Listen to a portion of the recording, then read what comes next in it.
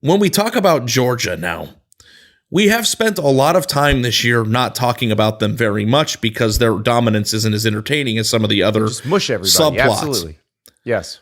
But now that they've won the national championship, do we need to take some time to really put into perspective what Kirby Smart has done, Yes. what Georgia has become, what this national championship means? Their spot in the paradigm of the sport is shifting. Like, I think that all these things in front of our eyes, like Alabama has always been like for the last 10 years at least, the ultimate final boss of the sport, the villain. And Nick Saban always worried that if the right guy got to Georgia, that wouldn't happen anymore. And that's exactly what went down. Georgia got the right guy, and he turned what should have been the best job in college football into the best job in college football and the best team and the best program, because this thing's set up. They may not win it again next year. Things happen, but they are going to be in the hunt and in the mix every year for the foreseeable future. As long as Kirby Smart wants to do this, they are going to be in the national title hunt. Yep. Incredible. Has Georgia already made the heel turn? Or are they the villain made now? the heel turn. They made the heel turn so long ago. They were heels before they ever became the national champs. Like, I would always laugh at all the stupid 1980 jokes, because those were from fans of teams that were jealous of Georgia's program, that knew ultimately Georgia was a better program than theirs and was going to be better suited to win over the long term. Like, I live in Gainesville, Florida. I heard it for years. Oh, they haven't won since 1980. Oh, all Kirby does is assemble good players, but he can't coach them. The hell he can't. He's a walk-on quarterback winning 2 straight national titles. But who's the ultimate villain of college football now? Georgia. They're the final boss. They're 100% the final boss now. Yeah. That doesn't mean Alabama can't come take it back. Yeah, and they might next year. But Georgia's that now. You never know. But that is cool, though. I do think that even though it was won by another super recruiting juggernaut of a program, that any time there is a shift on who is the king of the castle, that's a cool thing to illustrate. Yes. And it's funny because we get like this. Oh, no one will ever take over because Walmart is dominating everything, and then Amazon shows up. Alabama's never going to get knocked off. As long as Nick Saban's the head coach, they're going to rule the sport forever. You know the FANG stocks? Kirby Smart gets the Georgia job. Facebook, Alphabet for Google, Apple, Amazon. Those companies are situated, and I don't want to, if you go look at the S&P 500 from 100 years ago, the companies that were leading the way are no longer there, and then there's like a 30-year cycle.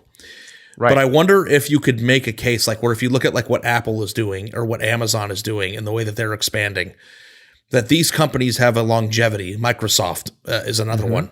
A longevity in companies that it makes it really hard to envision a time with what they're doing online where they aren't going to be leading the S&P 500 as the most powerful, biggest companies in the world. But you have to understand there will be a time when they won't. There will be some guy who starts selling books on the internet, and then that will become the biggest company in the world. But it might be a really, really long time this time before that happens again, if it happens. Kirby is not old. Kirby is in his 40s. That's what I'm saying. Because I'm saying, like you said, well, there's always going to be a shift and someone's going to come take it from them.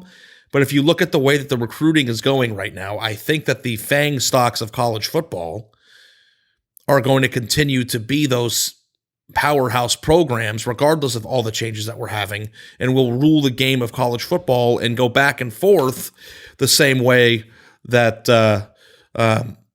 they are doing it in the tech industry. So maybe that's just a bad analogy. I don't know. Samuel wants us to stop talking about businesses. I want to see these mega powers play. Like the Georgia-Ohio State game this year was awesome.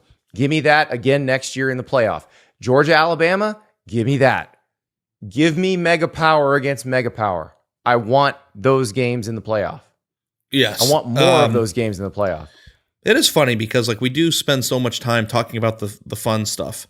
And I just jumped on the live stream with the Solid Verbal during the second quarter, and we were talking. And the thing that I think is interesting about college football is that what you like about the sport and what I like about the sport, what Ty likes about the sport, what Dan Rubenstein likes about the sport is all different. And on Saturdays, there's so much variety. There's different levels. There's different storylines. There's different things that you can cling to as a fan. But we all can watch the same sport and enjoy it in a different way. And I think that's really cool, And what I love about the sport is watching superpowers play. People call me biased for the big time programs. I don't read enough about, Missouri State or whatever.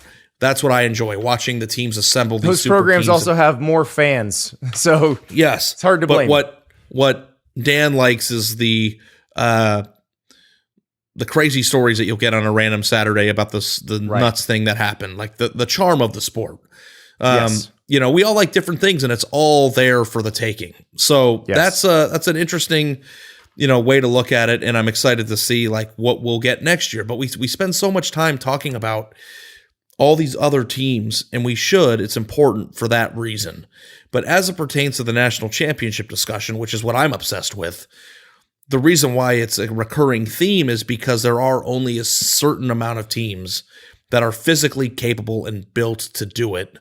And any other discussion about those teams that aren't in that club, I have a very hard time discussing in that real fashion, which is why I think I come across so poorly to people. You can't separate the two. You have to learn to separate the two. I don't know how to separate the two. About college football outside of the context of the national title, because there are teams that aren't going to win the national title. They're just not. And that's okay. And it's like TCU didn't win the national championship this year, and they had a tremendous season. And the thing about it is that TCU fans got a taste of what it is to be on this stage, to win a playoff game, to be, in a position where they could be 4 quarters away from winning a national championship. And I think that they wanted that. They wanted that bad, right? I mean, I live in Texas. The entire city was purple today. People are driving and flying. I mean, flying over to LA and DFW was all purple. But I hope that they also take a step back when the pain of this goes. And maybe it's not so painful. Maybe you just lose to a better team sometimes. I think this is less painful than if they lost by 1. Like, this is just, they were so much better. They were light years better, but it doesn't take away from a fun season. I think if you lose by 1, like if you lose the way Ohio State lost to Georgia, that would have hurt so much more. Yep. But because the sport can be enjoyed in those different ways, like we just said, hopefully TCU fans who were probably used to rooting for them on that second tier can still enjoy what it means for them on that second tier without having captured the national championship. And somebody asked in the chat earlier, do you think this was a step back for TCU? Absolutely not. I think TCU is for the freaking national title. And I think they're situated in a amazing place right now, which is you are more legitimate in every high school hallway that you walk into in the state of Texas, especially. And any of these 5-star prospects that leave the state take TCU seriously on the back end of the transfer portal. Yeah, they're going to be very good. Advertised for the last 2 weeks where nobody else is being talked about, because we always talk about Georgia, we always talk about Ohio State, we always talk about Michigan. Like, you got advertised in the same breath as those people. And that's because you earned that.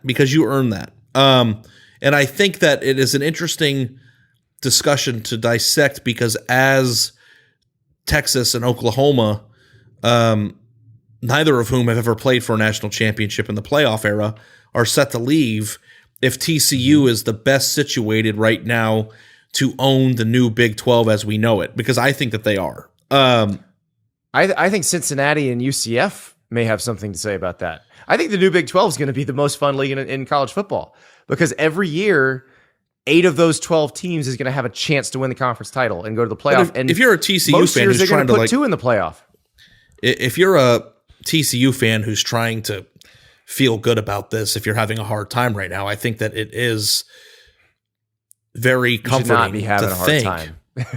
Yeah. You should feel you don't want to see your team lose 65-7 in the national title game. No, nobody does. But you do have a lot to look forward to in the championship game. And I think Sonny Dykes is a wonderful coach. And the good news is that Sonny Dykes ain't going anywhere. Exactly. He's got a Power 5 job. He played. This is the reason why he left SMU. And he got it in year 1. Imagine what they could do with 7 or 8 more years of building.